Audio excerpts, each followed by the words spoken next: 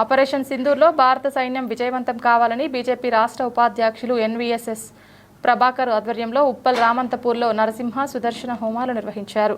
ఈ సందర్భంగా ఎస్వీఎస్ఎస్ ప్రభాకర్ మాట్లాడుతూ ఆపరేషన్ సింధూర్ విజయవంతం కోసం, దేశం కోసం, ధర్మం కోసం భారత సైన్యం చేపట్టినటువంటి మహత్తర కార్యక్రమం విజయవంతం కావాలని, పాకిస్తాన్ ప్రయోగించిన మెసేజ్కు సుదర్శన చక్రంలాగా పనిచేయాలని హోమాలు నిర్వహించినట్లు తెలిపారు.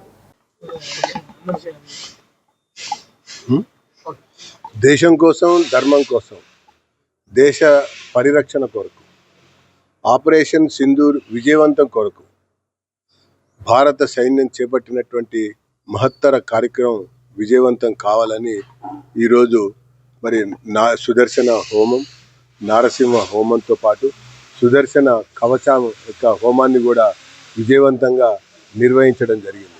ఈ యొక్క యుద్ధ క్రమంలో పాకిస్తాన్ ప్రయోగిస్తున్నటువంటి పలు మిసైల్స్ని ఖండించేటువంటి విధంగా, న్యూట్రల్ చేసేటువంటి విధంగా మరి భారతదేశం మరి సంధించినటువంటి అస్త్రాలు చూస్తే అది సుదర్శన చక్రమే.